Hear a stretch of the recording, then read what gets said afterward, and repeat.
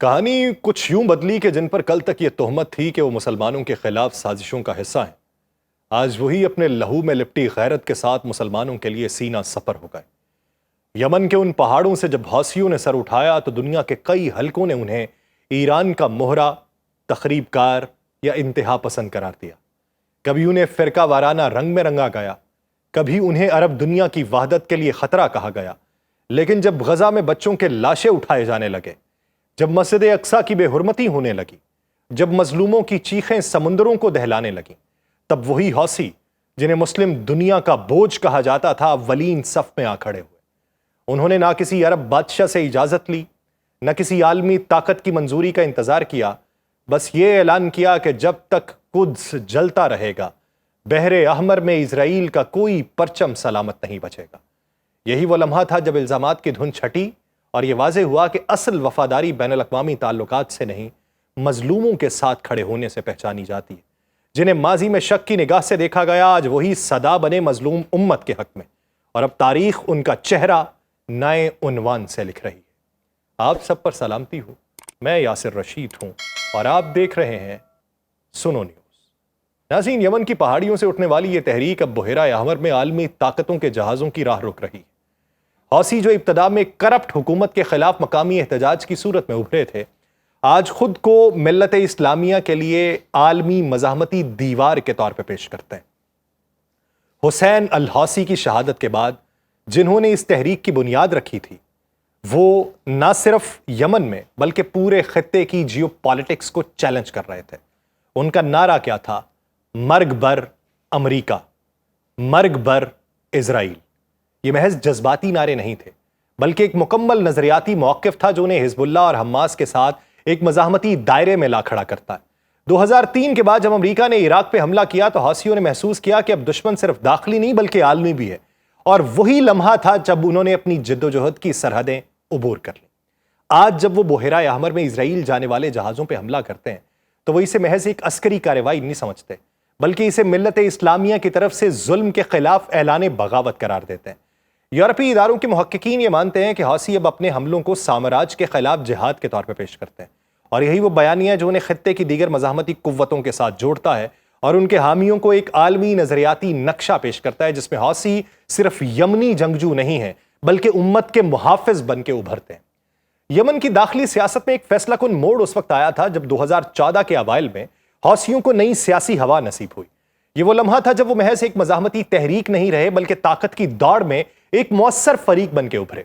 صدر علی عبداللہ صالح کے اقتدار سے ہٹنے کے بعد حوثیوں نے نہ صرف نئے صدر کا عہدہ جو تھا وہ عبد ربد منصور ہادی کی حکومت کو چیلنج کر دیا، بلکہ حیران کن طور پہ اپنے دیرینہ دشمن صالح کے ساتھ سیاسی معاہدہ کر لیا۔ وہ ایک ایسا اتحاد تھا جس نے یمن کی سیاسی بساط کو یکسر الٹ کے رکھ دیا، اور وہ معاہدہ صرف وقتی مصلحت نہیں تھا بلکہ ایک اسٹریٹجک منصوبہ بندی تھی تاکہ صالح کو دوبارہ اقتدار میں لایا جا سکے اور حوثیوں کے ایک مضبوط پشت پناہ مل جائے۔ 2015 کے آغاز میں حوثیوں نے شمالی صوبہ سعدہ سے بڑھتے ہوئے دارالحکومت سنا کے اوپر آ کے قبضہ کر لیا،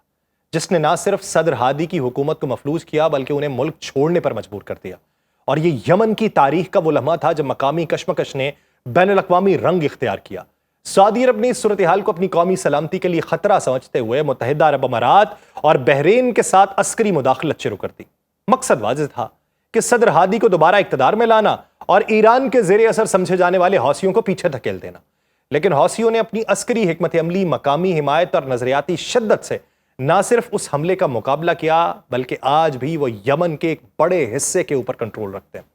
2017 میں اس اتحاد کا خونی انجام ہوا تھا جب علی عبداللہ صالح نے سعودی عرب سے ہاتھ میں لانے کا ارادہ ظاہر کیا، اور وہی سعودی عرب جس کے خلاف وہ اور حوثی مل کے لڑتے رہے۔ لیکن حوثیوں کے نزدیک یہ غداری تھی، اور انہوں نے اپنے سابق اتحادی کو بے رحمی سے قتل کر کے یہ واضح کیا کہ ان کے نزدیک طاقت کی راہ میں کوئی جذباتی گنجائش نہیں ہے۔ اور یہ واقعہ اس بات کا اعلان تھا کہ حوثی یمن کے سیاسی منظرنامے میں عارضی کھلاڑی نہیں بلکہ ایک مستقل اور فیصلہ کن طاقت بن چکے ہیں، جنہیں نظر انداز کرنا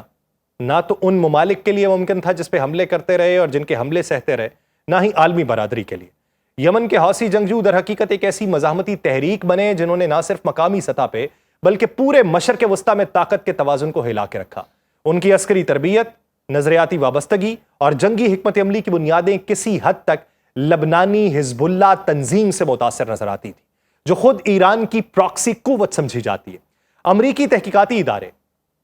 کمبیٹنگ ٹیررزم سینٹر کی 2014 کی اگر رپورٹ دیکھیں تو وہ یہ بتاتی ہے کہ حزب اللہ نہ صرف حوثیوں کو عسکری مہارت مہیا کرتی رہی بلکہ انہیں میدان جنگ میں جدید حربے بھی سکھاتی رہی، اور یہ تربیت حوثیوں کو ایک غیر معمولی مزاحمتی صلاحیت عطا کرتی ہے جس سے سعودی قیادت سخت نالاں تھی۔ ایران اور حوثیوں کے درمیان یہ تعلق محض نظریاتی ہم آہنگی تک محدود نہیں تھا بلکہ عملی طور پہ عسکری تعاون میں بھی ڈھل چکا تھا۔ سعودی عرب اور امریکہ کا یہ دعویٰ رہا کہ ایران حوثیوں کو جدید ہتھیار، بیلسٹک میزائل، کروز میزائل اور ڈرون ٹیکنالوجی فراہم کرتا رہا ہے۔ خاص طور پہ 2019 میں جب تیل تنصیبات کے اوپر ایک اہم ملک پہ حملے کیے گئے جو ان میں استعمال ہونے والے ڈرونز اور میزائلوں کو پرکھا گیا تو وہ ایرانی ساختہ نکلے۔ یہ ایک ایسا الزام تھا جس نے خطے میں ایران کے کردار پہ نئی بحث چھیڑی، اور یہ اہم نقطہ تھا کہ ریاض کے اوپر بھی جو داغے گئے میزائل تھے وہ ایران نے حوثیوں کو فراہم کیے، اگرچہ ان میں سے کئی اہداف تک پہنچنے سے پہلے ہی تباہ ہو گئے۔ یمن کی سرزمین اس وقت بظاہر دو متوازن حکومتیں اور دو الگ بیانیوں کی کشمکش کا مرکز ہے۔ ایک طرف ریاض میں مقیم بین الاقوامی طور پر تسلیم شدہ صدارتی رہنمائی کونسل جسے 2022 میں سابق صدر عبد ربا منصور ہادی نے اقتدار منتقل کیا تھا، اور دوسری طرف عملی کنٹرول رکھنے والی حوثی تحریک جن کا اصل نام جو ہے وہ انصار اللہ ہے، جو شمالی یمن کے پہاڑوں سے نکل کر بحیرہ احمر کے ساحلوں تک نہ صرف اپنی رٹ قائم کر چکی ہے بلکہ ریاست کے تمام وظائف بھی خود ہی سنبھالے ہوئے۔ ملک کی اکثریتی آبادی انہی علاقوں میں رہتی ہے جو حوثیوں کے کنٹرول میں، جہاں وہ عوام سے ٹیکس وصول کرتے ہیں، اپنی کرنسی چھاپتے ہیں اور ایک متوازی ریاستی نظام چلاتے ہیں جو نہ صرف اندرونی نظم و نسق سنبھالے ہوئے ہے بلکہ عالمی سمندری راہداریوں پر بھی اثر انداز ہے۔ اقوام متحدہ کے مطابق حوثیوں کی عسکری طاقت کا اندازہ اس بات سے لگایا جا سکتا ہے کہ 2010 تک ان کے کارکنان اور مسلح جنگجوؤں کی تعداد 1,20,000 تک تھی، جس میں نہ صرف جنگی قوتیں شامل تھیں بلکہ ایک بڑی سماجی حمایت پر مبنی غیر مسلح حامیوں کا نیٹ ورک بھی موجود تھا۔ اور یہ محض ایک عسکری تحریک نہیں بلکہ ایک نظریاتی، معاشرتی اور انتظامی ڈھانچہ ہے جس نے وقت کے ساتھ اپنی طاقت کو علاقائی اور اب عالمی سطح پر منوایا۔ لیکن ان صفوں میں شامل کم عمر جنگجوؤں کی شہادت جو تھی، جن کی تعداد 2020 میں 1500 سے تجاوز کر گئی اور اگلے برس بھی کئی سو جو ہے وہ شہادتیں سننے میں آئیں، وہ اس بات کی گواہ تھی بین الاقوامی سطح پہ کہ یہ تحریک انسانی قیمت پہ پروان چڑھ رہی ہے۔ یہ ایک نیریٹو بنیادی طور پہ بین الاقوامی سطح پہ ان کے خلاف بنایا گیا کہ یہ کم عمر بچوں کا استحصال کرتے ہیں اور ان کو استعمال کرتے ہیں، جس کی وضاحت ان کی جانب سے یہ دی گئی کہ جذبہ شہادت سے سرشار اور وہ لوگ جو کاز کے اوپر لڑنے کی ہمت رکھتے ہیں وہ اگر شامل ہوں تو ان کے لیے کام اور ہوتے ہیں۔ لیکن اس کے متبادل میں ان کی طرف سے یہ کہنا تھا جو کم عمر مارے گئے وہ کم عمر ہمارے ہاتھوں نہیں مارے گئے، وہ کم عمروں کو کسی اور نے ٹارگٹ کیا، وہ باقاعدہ طور پہ ہمارے جنگجو گروپس کا حصہ نہیں تھے۔ دوسری طرف بحیرہ احمر جو دنیا کی اہم ترین سمندری گزرگاہوں میں سے ایک ہے، وہ اس وقت حوثیوں کی حکمت عملی کا مرکز بنا ہوا ہے۔ ابھی تک 4 جہاز جو ہیں وہ سمندر برد کر چکا ہے انصار اللہ کا گروپ۔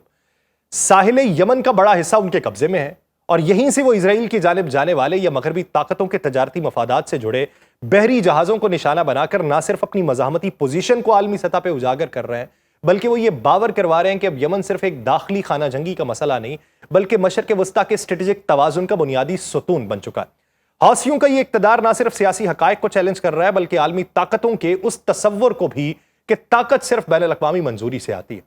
حوثیوں کی توجہ یمن کے اندرونی خانہ جنگی، سعودی اتحاد کے حملوں اور علاقائی سیاسی کشمکش سے ہٹ کے یکدم ایک اور جانب مرکوز ہوئی، اسرائیل کی جانب۔